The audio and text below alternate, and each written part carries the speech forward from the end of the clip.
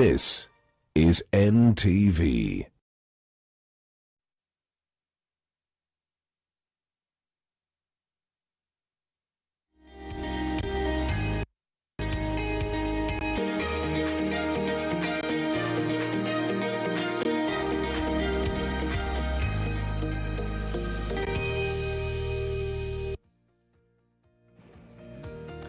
Welcome to this edition of Business Redefined, your weekly most comprehensive look at the world of business and economics. Now, this is budget week, and of course, we are quite dominated by the subject, looking at the expenditure plan, the proposed revenue mobilization measures, and we want to unpack some of the estimates we have received thus far from the National Treasury. And I should mention that something funny happened this evening when the National Assembly Budget and Appropriations Committee issued its report on the estimates tabled, and they have raised a number of queries, including the fact that the 3.66 trillion proposed expenditure breaches the ceiling of the budget policy statement by some 14 billion shillings. We wait to see how that will play out in Parliament. But we are joined by Fred Omondi, who is a partner at Deloitte Kenya. Welcome on set. Thank you. Thank you. Let's start with the proposed revenue numbers. Expenditure 3.6 trillion shillings, revenue at about 2.04 trillion shillings. I should mention ordinary revenue is about 1.78. The deficit is just approaching 1 trillion shillings. Yeah. What do you make of that? Well, our budgets have always been ambitious because every year we keep seeing a growth in the budget, and this year is no exception, despite the circumstances that we are in. So we see about a 10%, 12% actually increment in terms of the expected revenue. And then, of course, because the budget itself has also grown to 3.6 trillion, so of course the deficit also widens. So my take on that is obviously it's a bit too ambitious given the current circumstances. I mean, there are many risks that we are faced with. Of course, the one we all know is the COVID situation, which keeps evolving. And if the restrictions on activity continue, or even different strains, or if we are not able to contain it with vaccinations, then of course it may turn out to be quite difficult to achieve that revenue target. So that's one. Two, whenever you see the revenue target going up, then you know that somebody has to fund it. It doesn't come from the government's pocket. So the question is, who's going to fund it?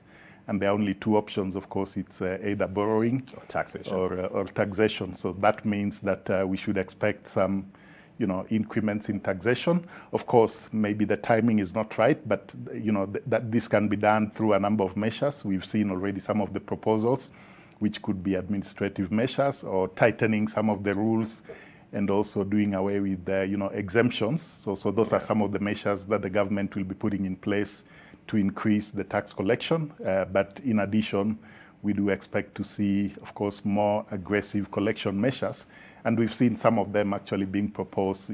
They're seeking, for example, to fast track, tax dispute resolution, to be able to collect more from the cases which are pending, assuming it goes in their favor.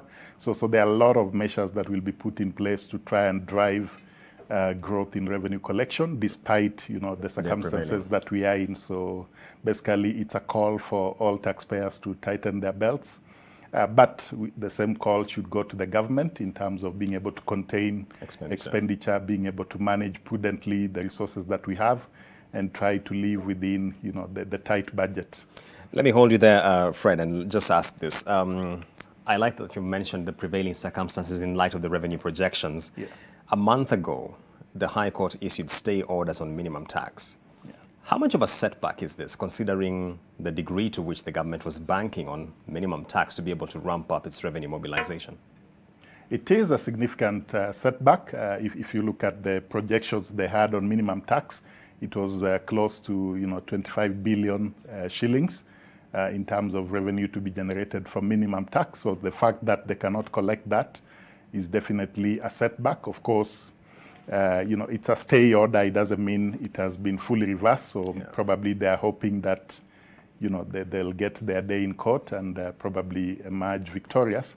But again, looking at minimum tax in itself, the challenge has been that the way it is structured, it is then targeting businesses which ideally should not be targeted, especially those with low margins. Yeah. So, the way it was structured was in itself problematic.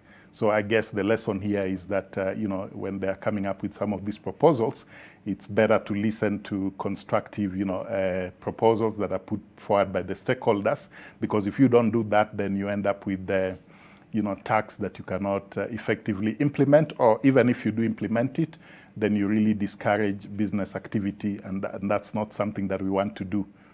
But reading the Finance Bill of 2021, I didn't get the implication that the government or the National Treasury was considering budging on this subject of minimum tax, because one of the questions about Treasury CS Ukur Yatani is it time we had a conversation either in terms of reducing the rate from 1% or restructuring such that you will begin to be liable to minimum tax after a number of years in loss-making territory? So when you read the Finance Bill, did you get the sense that the Treasury might be open to this sort of conversation? Well, I guess they took the stance that, since the matter is in court, they would want it to be progressed through the court system, but that's not necessarily the best option. So you're right. I think they should sit back and, weigh the proposals that are coming from different stakeholders, and a lot of them will be constructive, and they can then modify the provisions and make it much more, enforceable. I mean, we saw that when, for example, capital gains tax was introduced. We had a problem with the listed securities. We saw that when excise duty was introduced on financial transactions. So the lesson we are learning is that we need to then engage much more on some of the, let me call them significant or radical proposals to be able to obtain the buy-in. So it's no longer about, just coming up with the proposal and trying to enforce it, but making sure that, taxpayers, the business community, then understand the implications and what you are aiming for. And when you do get, the buy-in, then it's much easier to implement. Fred, one of the issues which from the Finance Bill has elicited so much reactions, based on what I've received, is the proposal to slap VAT on infant baby formula. Mm-hmm. Were you surprised by this as much as I was? It's interesting that you picked on that one, but I think the whole point about VAT and a lot of these other taxes as well is that, and probably we'll come to that later, is that in a drive to increase, revenue collection, the government is trying to minimize exemptions, and these are some of the parameters that probably they've discussed with the likes of the IMF, to be able to minimize the extent of exemptions, because it is perceived that, exemptions, zero ratings, and so forth are denying, the exchequer the much needed revenue. So it's not just infant milk. You've seen bread, for example, is going to be standard rated. Yes, you've mentioned syringes, which is odd given the situation need for, to enhance medical, facilities or treatment. So it's a bit surprising, but still, what we should expect is that going forward, exemptions will be kept at a very minimal level, and we've seen other incentives as well being reduced. So in that sense, it's not surprising, but just the choice of items that are being, standard rated or whose exemptions are being overturned, I guess that needs to be refined a bit more, because the other thing we see is there are lots of changes, regarding the VAT exemption and zero rating schedule. So when we started with the new VAT Act in 2013, that list had been reduced. Then it has grown over time, and now again we are reversing it. So it seems like there's a lot of back and forth on some of these items, and I think there needs to be a lot more engagement to determine what is the appropriate policy in regard to, some of these critical products. Right, on that point by Fred Omondi takes us to a short break. We are discussing budget 2021-22, where we are looking at some of the proposals, I should say, by the National Treasury in terms of expenditure, in terms of mobilizing revenue, and some of the issues that which emerge from the Finance Bill in terms of new taxation like VAT on baby formula. What are your thoughts on that? You can tweet at NTV Kenya at AmbokOJH. The hashtag is Business Redefined. We shall be back with a lot more on this conversation.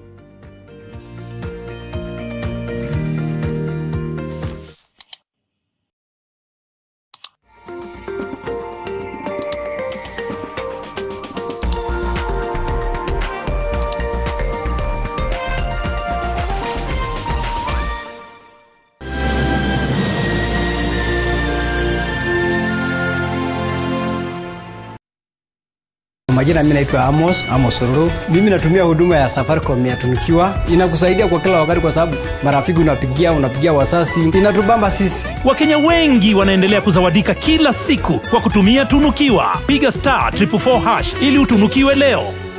I have to admit, I didn't like Sukuma Wiki when I was growing up, but now I've created a way to make Sukuma Wiki tastier and meatier. I simply add 2 Royco beef cubes, and the end result is a rich, meaty flavor. And today, I have brought along my harshest food critics for a taste test. My kids.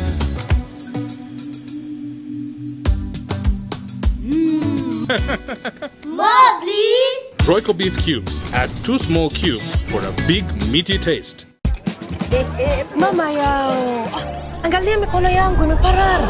Ala, aibu gani mwenzangu? Kwani umekuwa ukitumia sabuni gani ya unga? Unahitaji sabuni na laini kwa mikono.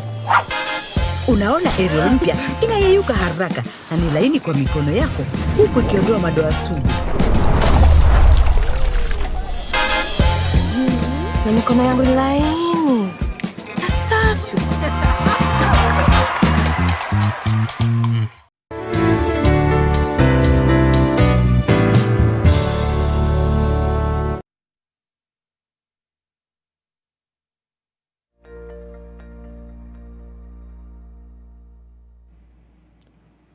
Welcome back to this conversation on Business Redefined. We are looking at the budget 2021-22. Before I get back to my guest, Fred Omondi from Deloitte, let's listen to some of the thoughts from Kenyans regarding their expectations on the budget.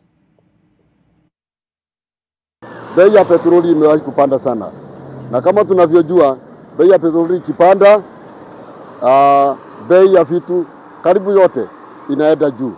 Bei ya chakula inaenda juu, bei ya vifaa vya aina yote inaenda juu, na sasa tungeuliza serikali iangalie maneno hiyo ya vile bei ya petroli imepanda. Kitu ya muhimu sana, unajua 53% ya population ya Kenya ni watoto. Tunataka kuona how much has gone to children, especially under devolution na under governance, na pia katika mambo ya masomo na matibabu na kusaidia maisha ya watoto. Kwa maana hata kama tunaongea nini, kama tutarudi kuangalia hali ya watoto iko namna gani, sisi hatuna future. Kwa maana watoto ndio common future. Kama hizi wakitengeneza budget, tunaomba na tunawasihi sana wafanye chakula ikuwe available na affordable kwa kila mtu. Ukiongea na jeshi hii ya Nduthi na watu makanika na watu wa hii lori, ukisikiza kama ametengeneza 200 in a day siku, utasikia hiyo ni shida. Unasikia kitu wanasema. Kwa hivyo tunasema food ikuwe available na ikuwe affordable. Right, some thoughts from Kenyans regarding the budget. Fred, very quickly on something that was mentioned there around the cost of petroleum products and the trickle effect it has across the cost of everything. Effective 30th of June this year, the window period created by the VAT Act of 2013 on VAT at 8% on petroleum products lapses. So effectively, we should have VAT on petroleum products going to 16%. How much of a knock-on effect do you think this will have in terms of just the experience Kenyans are having by way of cost of living? And do you think we have any wiggle room between now and then to remedy this situation? Yeah, so I guess the issue has been on the spotlight. I mean, recently you saw the government had to step in to, mitigate the expected increment in petroleum prices. And so the issue of VAT will also come under spotlight because there's been pressure to let it, revert back to the normal rate, that's 16%, as opposed to the concessionary rate of 8%. Now, trouble is timing, so if you watch the global crude oil prices, they are on an upward trend, I think around $70 now per barrel. So the point is, if we bring it back now to 16%, then you expect the cost of petroleum products to go up significantly. There's also, of course, the deterioration of the shilling, compared, say, to a year earlier. And all this will build up into the costs. So the issue should be that the government should try and maintain this and maybe look for an opportune time. But also, I think the bigger issue is around the whole tax structure around petroleum products, because if you look at it, it's one of the products that is heavily taxed. Absolutely. And so, even if we say that VAT should go back to 16%, then all the other taxes within that are charged or levied on petroleum products, we need to relook at those and probably reduce some of them, because you'll recall that the government did increase, for example, the levies when the prices of petroleum products were, had fallen to a record low. So now that the prices are back to a significantly higher number, they probably need to relook at that so that the overall impact on the wananchi is not harsh. Okay. Otherwise, if they don't do that, then yes, you're right that petroleum is a key input in transportation, in energy costs, and all this will build up into not just the cost of living, but also affect our competitiveness in terms of our manufacturing, which is one of the big four agenda, and all other aspects that rely on energy prices. I should give some context that for every 122 shillings Kenyans pay for a litre of super petrol, for instance, 53 is attributable to taxes and levies. Just to give some context to what you're saying, many Kenyans are anticipating a recovery budget come Thursday, and a recovery because last year was the first year in about 20 years where this economy slumped into recession. When I look at the budget estimates tabled by the Treasury, out of a 3.66 trillion shillings budget, the amount allocated to the stimulus for COVID-19 is 26 billion. That's less than a percentage point. Does it give you any confidence that this is a recovery budget? So, I mean, again, to put it into context, obviously, the level of stimulus package that the government can put on the table depends on the resource envelope that we have. Now, looking at some of the developed nations, they're able to spend even up to 30% of their GDP on actually stimulus package. I mean, we know about the US and other countries which are pouring lots of resources into stimulating the economy. But for developing countries like Kenya, that percentage is much lower, 3, 4, 5%. And therefore, the government has that constraint in terms of how much it can be able to dedicate towards a stimulus package. However, that said, the 26 billion is still, on the lower side, and its impact will not be significant. And like I said, then it means that, we have to brace ourselves and, sort of work ourselves way out of the current situation into recovery and growth. However, what one would have expected is, of course, that the government will focus on certain targeted interventions. For me, the key one is, for example, vaccination, because we know that this is a crisis created by the health situation. So if we're able to get back the confidence in terms of vaccinating the population, making sure we can resume normal economic activity, then you'll see the economy pick up much faster. If we remain at the current level where less than, let's say, 1 million are fully vaccinated, then it means we'll still be expecting some of these surges and the lockdowns and the restrictions to continue into the medium or even longer term, who knows. So if we don't address the immediate need of vaccination, we need to probably pour in a lot more resources, be able to order the vaccines up front, because the plan I've seen now talks about 2023, which may be a little further down the line. We need to, fast track that. And then also look at other targeted interventions for sectors that are specifically, or rather that are worst affected. We know the hospitality sector, we know, tourism and, airlines, for example. Those are some of the sectors that are worst hit, and we need to be able to come in at this point to be able to rescue them, make sure they can sustain their operations. And lastly, not forgetting, individuals or households who have lost income. So the government needs to think about something like, for example, a payroll protection package to enable businesses to retain their employees, those that are, significantly affected by the pandemic, as opposed to the current, layoffs or salary cuts, because those depress the ability of, consumers to afford products and services, and it will then make the recovery much more difficult. When you talk about a payroll protection package, I just hope we have the fiscal space to absorb that. But now, every Kenyan looking ahead of the budget is talking about debt. And if you look at the numbers tabled by the Treasury from the Consolidated Fund, Kitty, out of about 1.77 trillion shillings out of the ordinary revenue, debt service to the tune of 1.1 trillion shillings means for every 100 shillings you're mobilizing, about 65, 66 is going to debt service. Does this bother you, by the way? I mean, it's it's an open question because it's been in the public domain for quite a while in terms of the concern regarding our debt levels, and definitely it's a cause for concern.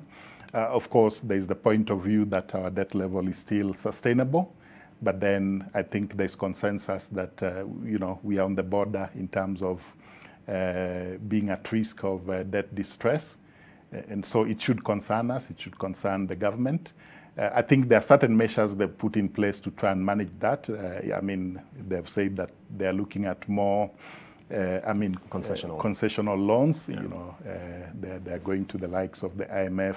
They're talking to some of the development partners to reschedule the debt payments. So there are certain measures they're putting in place to manage that position. However, looking at the growth of debt in the recent past, I think that is what has got us to the current position. So the call that you know, we should make to the government is to try and contain the growth in public debt, and therefore that will make the repayments more sustainable into the future. So if we don't contain that growth in debt, then this situation will continue to persist, and it will present challenges even for future governments and for future generations. We have about 3 minutes to go, unfortunately, and we have to wrap this up. But let me get some closing thoughts from you. There has been the view that one of the opportunities that the government had, which it seems to be foregoing, is to harmonize the Kenyan VAT rate with the regional VAT rate of around 18%. Yeah. If it really is keen on ramping up its tax revenue. Is this a view you share? Not quite, because I mean, you got to look at it in a wider context. It's not just say in the region, but you know, globally or in Africa, our VAT rate is still some of the highest. You know, so despite being the lowest in the region, it's still some of the highest. So I think the point is that we need to look at how to you know, grow the economy and be able to collect more, as opposed to always focusing on increasing taxes. You know. Because tax is like, I call it, is like a fruit or like a harvest. You know, if you don't grow the economy, then you'll expect to harvest less, you know, at the end of the day. So we need to put more effort in terms of stimulating investment, growing incomes, you know, generating more economic activity, and that way we can grow our tax collection. So we cannot just focus on increasing the rates of tax. In fact, the global trend is to try and reduce some of the, you know, tax rates to be able to, you know, make sure that tax is not used so much as a tool to compete between nations. You know, that said, of course, it's something that would be, you know, tempting to the government to do, but I wouldn't be, you know, advocating for the same. I think we need to look at different other ways, especially Kenya. I think the focus has been on how can we get more from the informal sector. It's been a challenge. We've tried different efforts like turnover tax. Presumptive tax. Yeah, presumptive tax, and still is not working very well.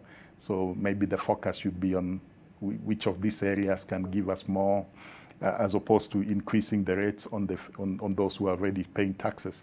The second point is that VAT tends to affect everyone regardless of your level of income. So it's one of those taxes we call regressive. So if the price of bread, for example, increases, whether I earn 1 million shillings or I earn 10,000 shillings, we pay the same amount for the bread. Yeah. So you'd want to then look at really managing that impact so that it doesn't impact, you know, the low-income earners adversely. Right. So that would be one point to take into account if we are considering increasing the VAT rate.